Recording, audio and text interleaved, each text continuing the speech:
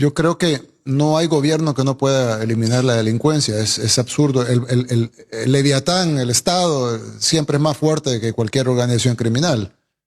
Nosotros lo demostramos. Era el país más inseguro del mundo y ahora es el más seguro del hemisferio. Y claro, esa organización criminal de Brasil es mucho más grande, pero también el Estado de Brasil es mucho más grande y fuerte y poderoso que la organización criminal. Y yo daba el ejemplo porque muchas veces dicen, no, es que es la droga y ya está. Y yo digo, yo daba el ejemplo de Europa. Yo estoy totalmente en contra de las drogas y aquí tenemos un faro de combate a las drogas. Pero en Europa hay un consumo de drogas mucho mayor que el de Latinoamérica. Muchísimo mayor. Legales e ilegales.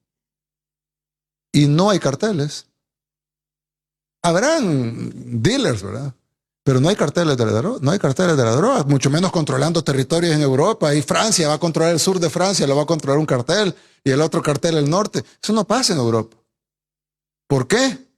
Porque el Estado controla su territorio. Tendrá sus defectos el gobierno francés y tendrá sus virtudes, pero ellos controlan su territorio. Y aquí en Latinoamérica no. No podemos controlar el territorio. Tenemos que dejarle esa zona a los carteles, la otra zona a la organización criminal, la otra los barrios a las pandillas. No puede ser. Algo tiene que estar mal. No puede ser que países saturadísimos de gente como la India o China tienen controlado su territorio. Países modernos como Europa Occidental tienen controlado su territorio. Estados Unidos, que es un país con mucha criminalidad, un país con muchos problemas de drogadicción, de pobreza, etcétera, no tiene un solo milímetro controlado por un cartel. Entonces, no, es que el cartel controla el South Dakota, ¿verdad? O sea, no hay nada de eso. No, ¿por qué? ¿Por qué en los 50 estados de los Estados Unidos con problemas? Porque Estados Unidos está lejos de ser la sociedad ejemplo, ¿verdad? Pero ¿por qué no hay ningún estado de los Estados Unidos, de los 50 estados, que esté controlado por un cartel? O Canadá, que el 80% está deshabitado. Que lo que pasa es que en Brasil tenemos la selva. Canadá tiene territorios impenetrables, que no se puede pasar, tundra y de todo. Y no hay nadie que controle un pedacito no hay una organización criminal que nosotros controlamos esta esquinita de Canadá. Sería impensable. Inmediatamente llegaría el ejército canadiense y lo sacaría de ahí. Y aquí en Latinoamérica controlan sectores grandes de México, controlan sectores grandes de Colombia, controlan sectores grandes de Brasil. Y ¿cómo es posible que una organización criminal se puede agenciar un territorio entero y el gobierno no los puede sacar? Porque están en el gobierno. Por eso. Entonces, definitivamente, pero parte de todo porque obviamente solucionar está la teoría y la ejecución. La ejecución tendrá sus complejidades. Pero principalmente hay que partir de la teoría, y es que no hay Estado que no pueda eliminar la delincuencia. O brasileiro acostumou a estar em guerra. E a nossa bandeira fala ordem e progresso. Mas não tem como atingir isso sem paz. E o brasileiro, ele não consegue atingir nenhum outro direito, como segurança, transporte, saúde, senão a paz. Hoje, nós estamos em um país que basicamente se tornou um narco-estado. Se você duvida de mim, vai até o Rio de Janeiro e fale mal do Comando Vermelho. Vá até São Paulo e fale mal do PCC. Eu só não falo mais dessas organizações aqui, porque eu não tenho a caneta para poder enfrentá-los. Mas quem deveria enfrentá-los, que é o Poder Executivo, que tem o orçamento da segurança na mão, como, por exemplo, o governo Lula, ele aplicou somente 10% do Fundo de Segurança para o combate ao crime. Ou seja, nós estamos lidando com uma normalidade do absurdo, onde nós temos pessoas sendo roubadas diariamente, sequestros, nós temos estupro, violência contra a mulher, nós temos umas dezenas de crimes, traficantes sendo soltos, cada vez mais a sensação de impunidade, tanto para crimes pequenos, quanto para crimes mais bárbaros, quanto para corruptos, sendo tratado como algo normal. Fruto que, aqui mesmo nessa casa, um deputado foi cassado porque falou.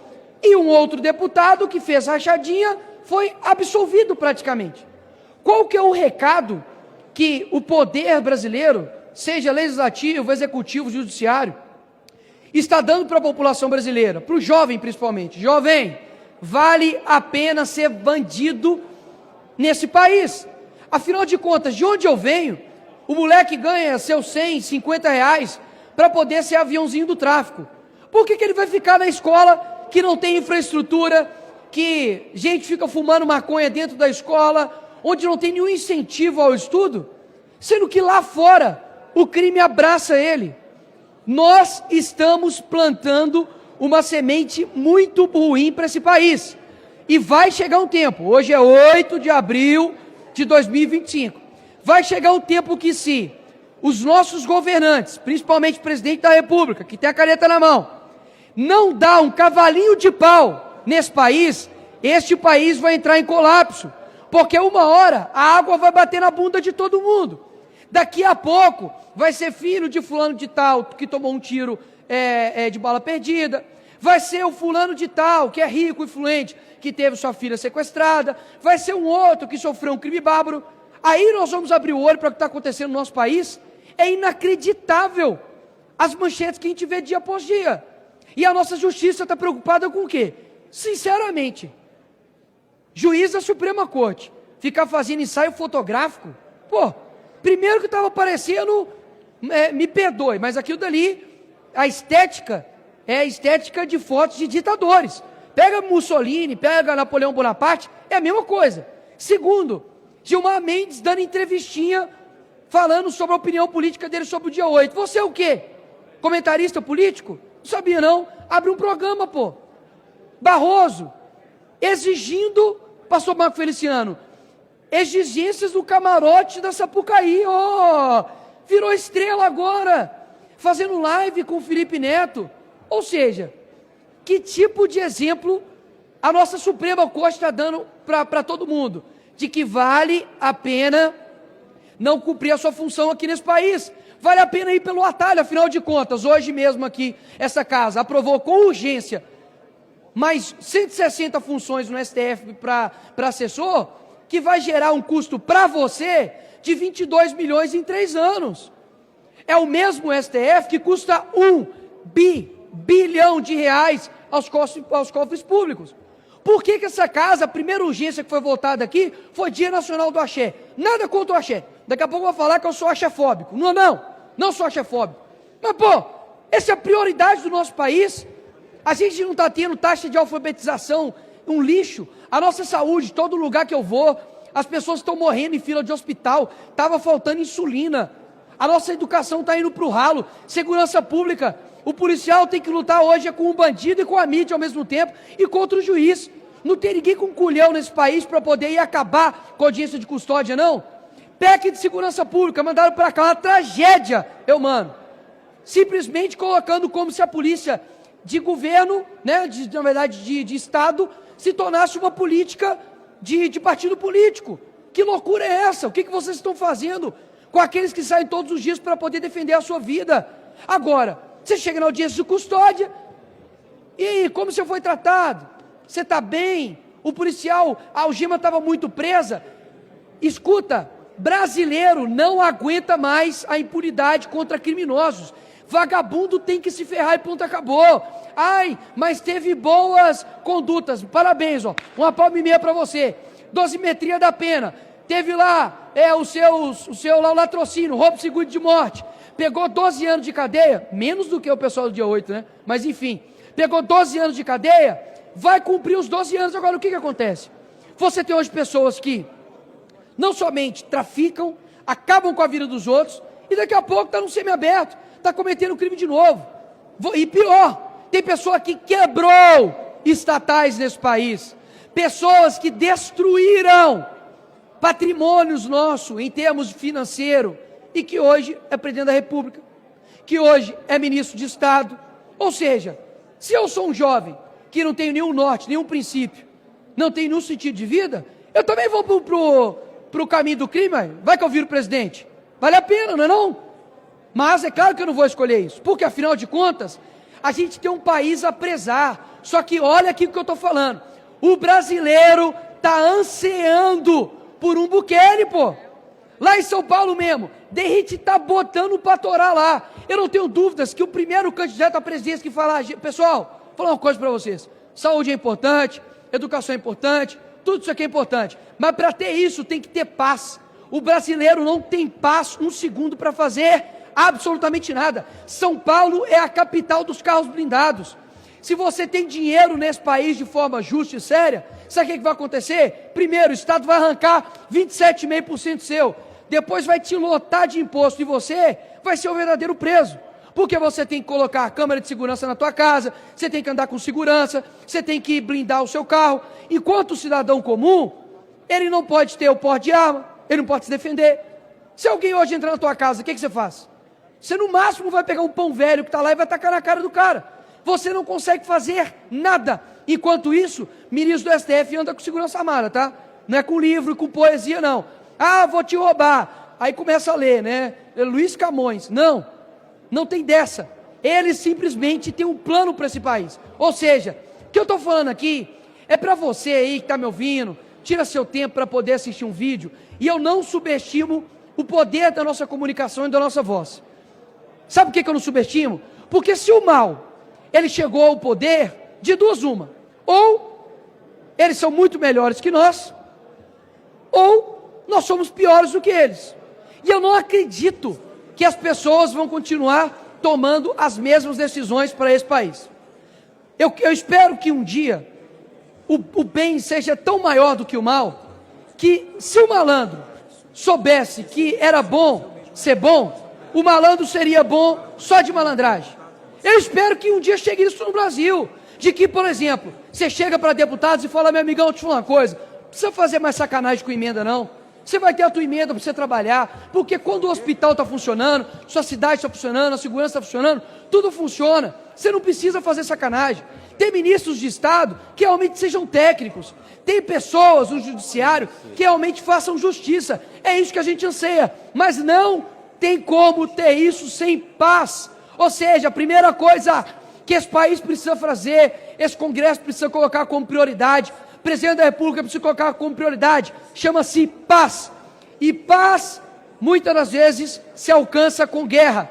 Quer combater o crime organizado? Não é com projeto de lei, não é com, com ONG, não. É com pancada, é com tiro no lombo mesmo. Para mim, quem tem que estar na cadeia não é pipoqueiro ou sorveteiro, não. Quem tem que estar na cadeia é criminoso, traficante, é isso que o brasileiro quer, pode ter certeza. A primeira pessoa que falar isso em público e se candidatar vai ser presidente da República, porque o povo está de saco cheio e não aguenta mais esse país que é dominado por uma gangue, por canalhas e que envergonha o nosso tão suado povo brasileiro. Obrigado, presidente. Uma reunião descontraída. O presidente dos Estados Unidos, Donald Trump, recebeu seu colega de El Salvador, Nayib Bukele, nesta segunda-feira, a quem agradeceu por ter aprisionado centenas de imigrantes deportados por Washington. O republicano não escondeu seu desejo de expulsar mais pessoas para o país da América Central, incluindo cidadãos americanos. O maior número possível. E eu apenas perguntei ao presidente sobre esse enorme complexo prisional que ele construiu. Eu disse, você pode construir mais, por favor? Bukele, que estava muito feliz e ansioso para ajudar, disse a Trump que ele tem que libertar 350 milhões de americanos de criminosos, mas que para isso ele deve prender alguns. Ambos os líderes, em guerra contra as gangues, concordaram com o destino do migrante salvadorenho Kilmar Ábrego Garcia, deportado por engano, segundo o governo americano. O sistema de justiça dos Estados Unidos está pedindo ao governo que facilite trazê-lo de volta, mas a Casa Branca discorda e o presidente salvadorenho descartou tomar a iniciativa. Como posso enviá-lo de volta para os Estados Unidos? Como se ele estivesse entrando clandestinamente nos Estados Unidos? Claro que não vou fazer isso. A pergunta é absurda. Como posso contrabandear um terrorista para os Estados Unidos? Não tenho o poder de mandá-lo de volta para os Estados Unidos. O governo Trump enviou centenas de imigrantes irregulares, a maioria venezuelanos, para uma mega prisão salvadorenha de alta segurança, invocando a Lei de Inimigos Estrangeiros de 1798, que até então só havia sido usada em tempos de guerra. Washington os acusa sem provas de fazerem parte de gangues. O Palácio do Planalto recusou a sugestão feita pelo governo de Donald Trump de enquadrar o primeiro comando da capital e também o Comando Vermelho como organizações terroristas. A ideia foi apresentada ontem durante um encontro em Brasília entre representantes do Brasil e dos Estados Unidos. A comitiva é chefiada por David Gamble, responsável interino pela coordenação de sanções no Departamento de Estado. Durante a reunião, interlocutores americanos defenderam a ideia de que uma eventual classificação das facções como grupos terroristas permitiria aplicar sanções mais duras, ampliando o alcance de ações contra o crime organizado internacional. O governo brasileiro respondeu que o enquadramento como terrorismo não se aplica. De acordo com os representantes nacionais, a legislação vigente define terrorismo como ação motivada por ideologia, política ou religião, o que não se enquadra na estrutura e nas práticas das facções, movidas exclusivamente por fins econômicos e atividades ilícitas.